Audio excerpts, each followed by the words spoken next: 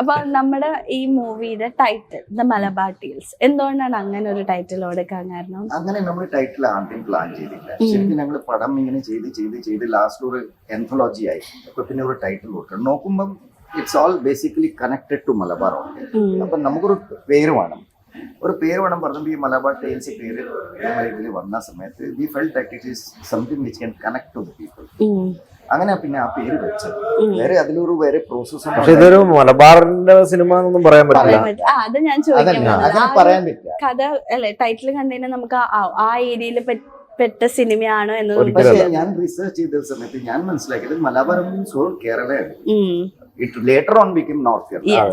അങ്ങനെയാണ്. So Malabar Tales is not of North Kerala, it is of total Kerala. അതെ. ഇപ്പൊ ഒരുപാട് social issues discuss ചെയ്യുന്നുണ്ടെന്ന് പറയുന്നുണ്ടല്ലോ. അപ്പോ ഈ കേരളത്തിൽ തന്നെ നമ്മുടെ പല റിലീജിയൻ, പൊളിറ്റിക്സ് അങ്ങനെ പറഞ്ഞിട്ട് കുറെ കാര്യങ്ങളും ഇഷ്യൂസ് ഒക്കെ ഉണ്ട്. അപ്പൊ അതൊക്കെ നമ്മുടെ ഈ മൂവിയിലൂടെ തുറന്ന് സംസാരിക്കും. അങ്ങനെ നമ്മൾ ഡീപ്പായിട്ട് അങ്ങനെ ഒന്നും ടച്ച് ചെയ്തില്ല. We have tried to only bring out the real things. വേറെ ഒന്നുമില്ല അല്ലേ? ഞാനൊരു ചെറിയ സാധനം റിവീൽ ചെയ്യുന്നുണ്ട്.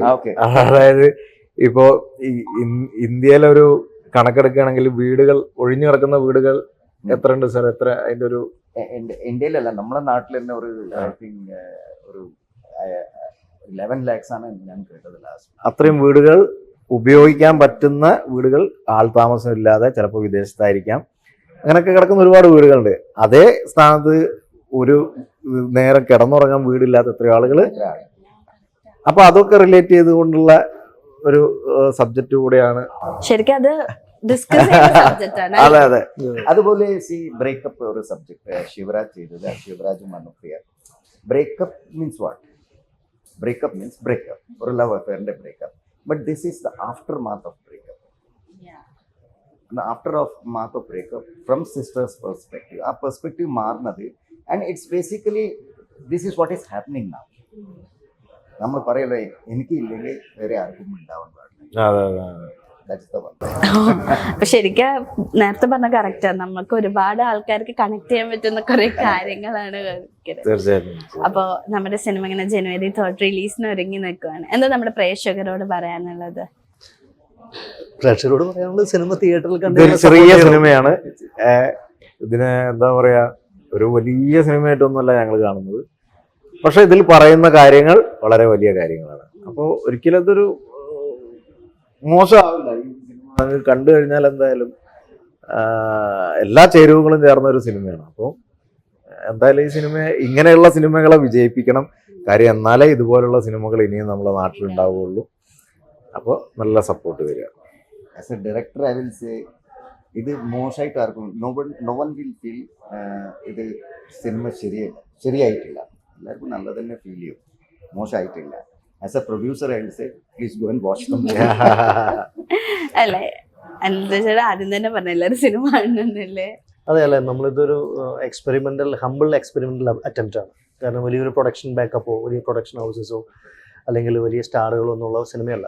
ഒരു സിനിമ ചെയ്യണമെന്ന ആഗ്രഹത്തോടു കൂടി വന്ന ഒരു ഫാമിലി, അച്ഛൻ, അമ്മ, മകള്, അവരുടെ ലിമിറ്റേഷൻസിൽ നിന്നുകൊണ്ട് മാക്സിമം എഫേർട്ട് ഇട്ട് ചെയ്തൊരു സിനിമയാണ്. അപ്പോൾ അതൊരു ആന്തോളജി എന്നുള്ള രീതിയിൽ, ആന്തോളജിയുടെ ഒരു സാധ്യത ഒരു സിനിമയാണെങ്കിൽ ചിലപ്പോൾ ഒരു പക്ഷേ ഒരു കണ്ടന്റേ പറയാൻ പറ്റുമായിരിക്കുള്ളൂ.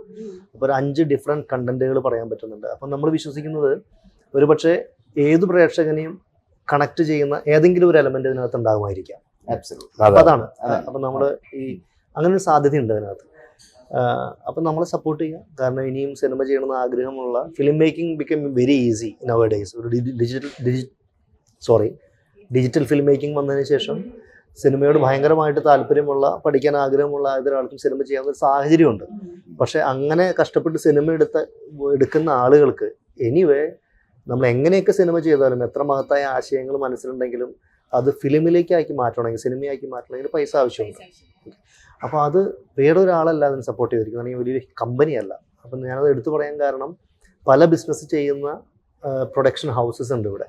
അവർക്ക് ഒരു സിനിമ നഷ്ടപ്പെട്ടാൽ അവർക്ക് ചിലപ്പോൾ മറ്റു ബിസിനസ്സിൽ നിന്ന് അത് മേക്കപ്പ് ചെയ്യാൻ പറ്റും, ബാലൻസ് ചെയ്യാൻ പറ്റും. പക്ഷേ ഇത് കുറേ നാളത്തെ സമ്പാദ്യങ്ങളൊക്കെ എടുത്തിട്ട് ഒരു സിനിമ ചെയ്തതാണ്. അപ്പോൾ അതിനൊന്ന് സപ്പോർട്ട് ചെയ്യാം. അത്രേ ഉള്ളൂ.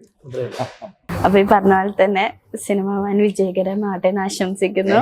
നിങ്ങളും ഇനി പുതിയ പുതിയ സിനിമകളായിട്ട് ഞങ്ങളുടെ മുന്നിൽ എത്തട്ടെ എന്ന് ആശംസിക്കുന്നു. Thank you so much. So we will meet again. Yes, അതെ. Thank you so much. Thank you.